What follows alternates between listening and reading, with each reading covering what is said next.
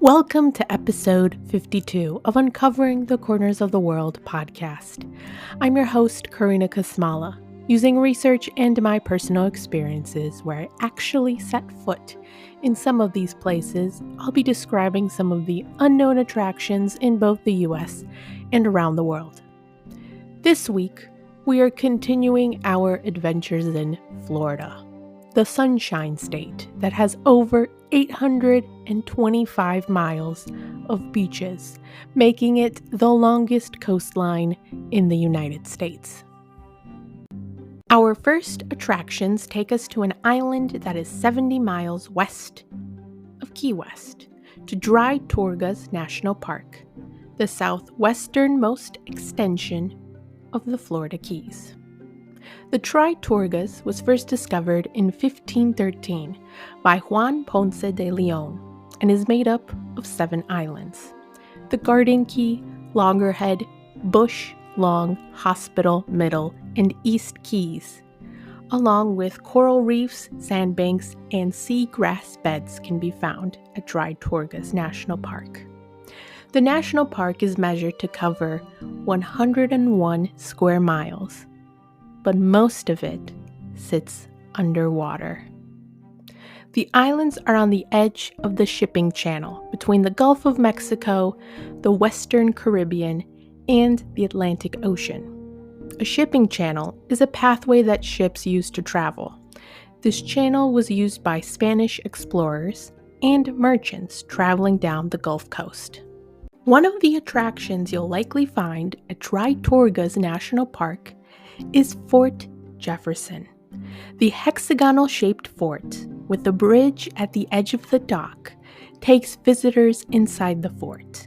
Built between 1846 and 1875, the masonry fort's goal was to protect the United States entrance to the Gulf of Mexico. However, the fort was never finished, because there were problems with the materials, along with the possibility of the structure not being able to withstand any more construction. The Civil War also delayed the construction process. After the Civil War, the fort became a federal prison where the Lincoln conspirators were kept. The fort was used as a prison until 1874. In 1935, the fort was recognized as a monument and then became a national park in 1992. Besides visiting Fort Jefferson, you can snorkel around the island and see the North and South Coaling Docks ruins, built in the 1800s by the Navy. The docks served as coaling warehouses and piers for ships. On the island, you'll likely find sea turtles, sharks, lobsters, squid, octopus, tropical reef fishes, and Goliath groupers, a saltwater fish, along with seabirds. To get to the island, you have to take a 2.5-hour ferry ride from Key West or travel by seaplane. The horse capital of the world is our second attraction for this week. At 12501 8th Avenue in Ocala, Florida, is the Gypsy Gold Horse Farm, where visitors can see the Gypsy Vanner Horses up close. The Gypsy Vanner Horses were imported into the United States, and the Gypsy Gold Horse Farm was the first place in the United States for these horses. Gypsy Vanner horses are a breed of horses with long coats and manes on their stocky bodies. Originally, these horses pulled carriages and caravans. The Gypsy Gold Horse Farm was founded by Dennis Thompson and his late wife, Cindy Thompson, where they imported 60 Gypsy Vanner horses to North America.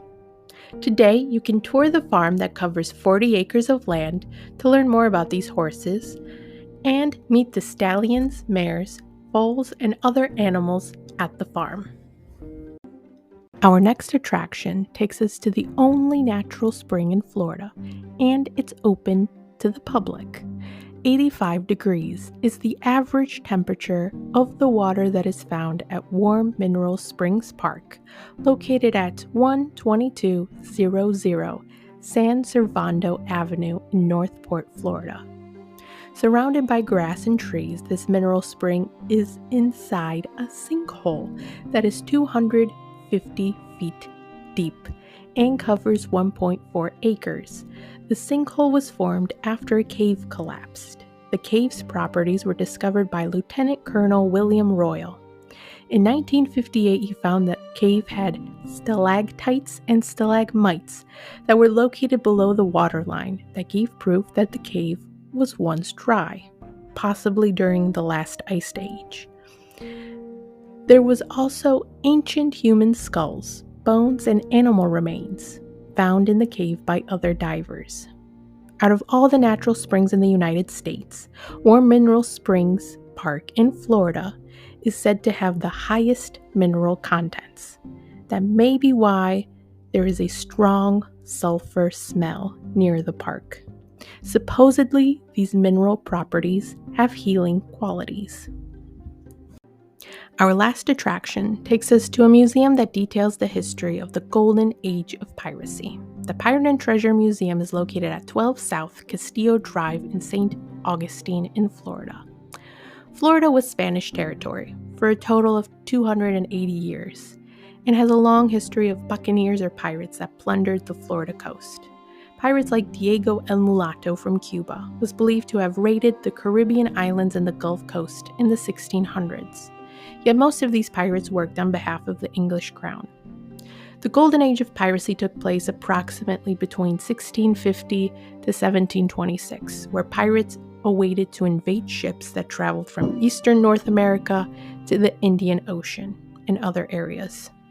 The Pirate and Treasure Museum features an 800-piece collection of artifacts that trace the history that spanned over 300 years ago in Port Royal, Jamaica.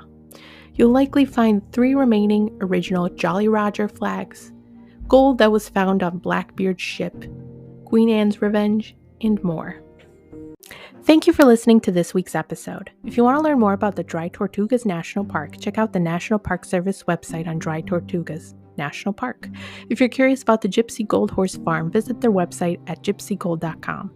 To learn more about the Warm Mineral Springs, visit their website at cityofnorthport.com. Lastly, if you want to learn more about the Pirate and Treasure Museum, be sure to check out the website thepiratemuseum.com. To learn more about the history of pirates, be sure to read the article The True History and the Swashbuckling Myth Behind the Tampa Bay Buccaneers' Namesake, written by Nora McKeevy on the Smithsonian Magazine website. Have a great week.